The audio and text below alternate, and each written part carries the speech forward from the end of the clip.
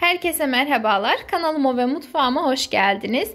Yine değişik, pratik, aynı zamanda da lezzetli bir tarifle sizlerleyim. Bugünkü tarifimiz Kırım baklavası. Yapımı oldukça kolay, fırın gerektirmeyen, çıtır çıtır nefis bir tatlıdır. Mutlaka denemenizi öneriyor ve hemen tarife geçiyorum. Tarifimiz için 2 adet yumurtayı uygun bir yoğurma kabının içerisine alalım. Üzerine 2 dolu yemek kaşığı oda ısısında beklemiş tuzsuz tereyağı, 1 su bardağı süt, kullandığım su bardağı 200 mililitredir. 1 yemek kaşığı elma veya üzüm sirkesi, ben elma sirkesi kullandım. Ve birer paket kabartma tozu ve vanilin ilave edelim. Malzemelerimizin hepsini bir araya getirdikten sonra şöyle bir güzel çırpıcıyla çırpalım. Karışım homojenize bir kıvam aldıktan sonra üzerine azar azar un ilave edelim. İlk başta 2-3 su bardağı kadar ekleyip daha sonra kontrollü bir şekilde eklemeye devam edelim. Ben toplamda 200 mililitrelik su bardağı ile 4 su bardağı artı 4'te 1 su bardağı kadar un kullandım. Her zaman söylediğim gibi ununuzun kalitesinden tutun yumurtalarınızın boyutuna göre bile bu miktar mutlaka değişecektir. O yüzden kontrollü bir şekilde davranmanızı tavsiye ederim.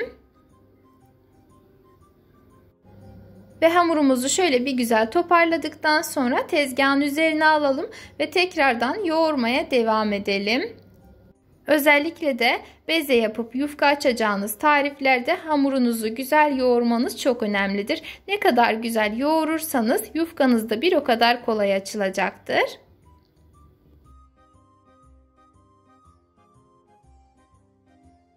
Ortalama 5-6 dakika kadar yoğurduktan sonra hamurumuzu bir hamur kartı yardımıyla 4 eşit parçaya bölüp elimizle beze haline getirelim.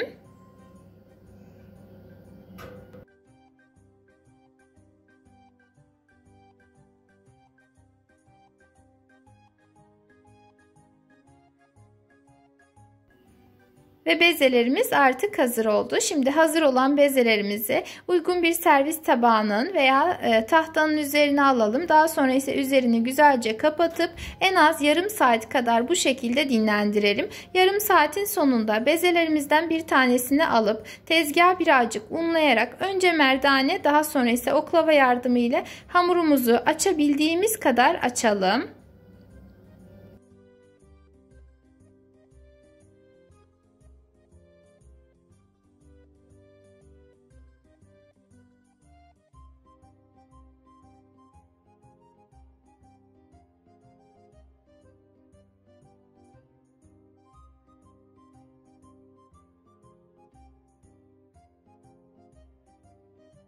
Hamurumuzu yeteri büyüklükte açtıktan sonra üzerini unla güzelce unlayalım. Bu aşamada unu çok fazla kullanmamaya dikkat edin. Aksi takdirde hamuru kızartırken yağınız yanabilir.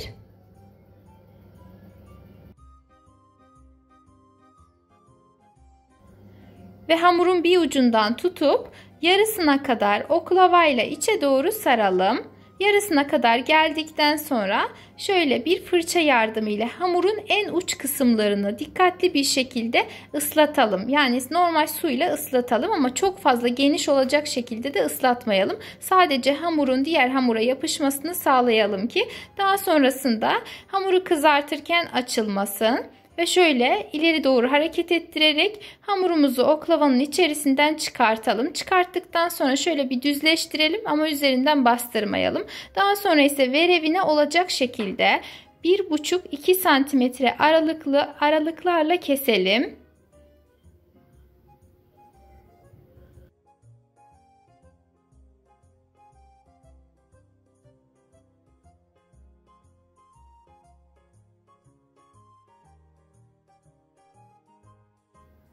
Ve tamamını kestikten sonra kestiğimiz hamurların katlarını elimizle güzelce açalım. Bu Bu arada bu aşamada yani hamurun bir tarafının katlarını açarken orta kısmından da bastırmayalım. Her tarafının katı ne kadar açık olursa pişerken de bir o kadar güzel kızarır ve de daha sonrasında çıtır çıtır kalır.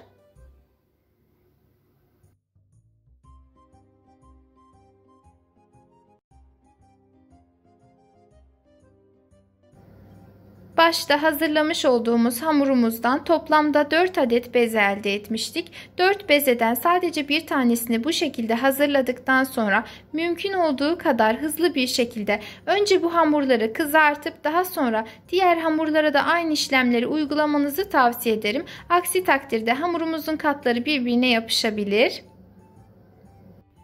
Ve hazır olan hamurlarımızı bol kızgın yağın içerisinde kızartalım.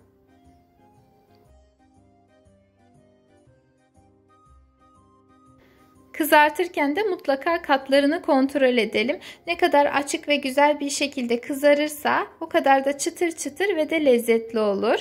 Bu arada tarifimi buraya kadar izlediyseniz herhangi bir sorunuz, görüşünüz, öneriniz var ise yorum kısmında belirtebilirsiniz. Eğer hiçbirisi yok ise bile bana destek olmak adına yoruma sevdiğiniz bir emojiyi bırakmanız yeterli. Şimdiden değerli yorumlarınız ve de desteğiniz için teşekkür ediyorum.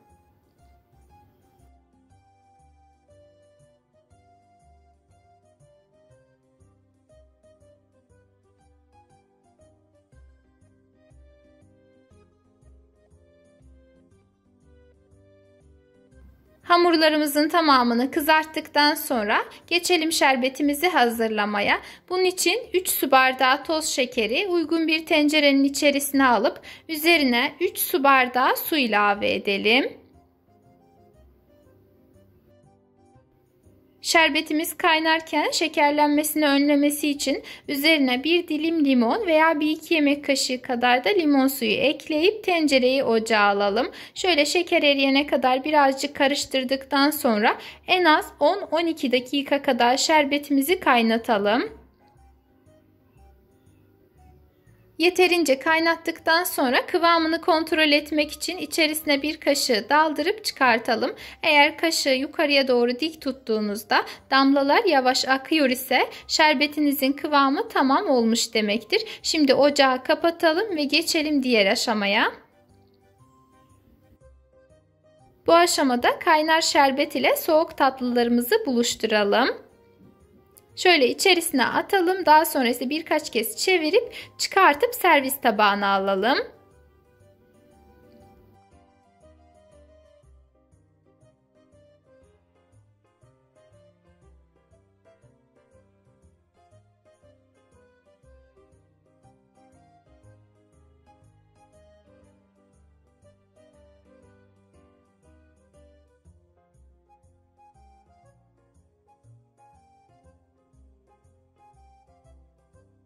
Ve çıtır çıtır kırım baklavamız, diğer ismiyle ise de Tatar baklavamız artık servise hazırdır. Servis öncesi isteğe bağlı üzerine fıstık, fındık veya ceviz serpiştirebilirsiniz.